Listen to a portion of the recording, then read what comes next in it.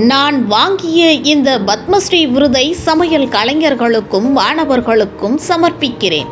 பத்மஸ்ரீ விருது பெற்ற செஃப் தாமு பேட்டி. பத்மஸ்ரீ பட்டம் அதுவும் சமையல் கலையில வாங்கினது ரொம்ப பெருமை.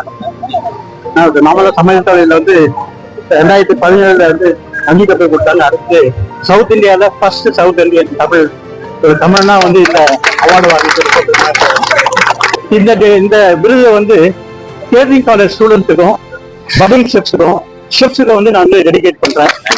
ஏன் அப்படின்னா நம்மள இந்த ஒரு ஃபீல்டை யாரும் கன்சிடர் பண்ணவே இல்லை. இந்த சாதாரணமா முதல்ல குக்குன்னு சொல்லுவாங்க. அதை ஷெஃப் பேர் வாங்குறது கிட்டத்தட்ட ஒரு 25 வருஷம் ஆச்சு.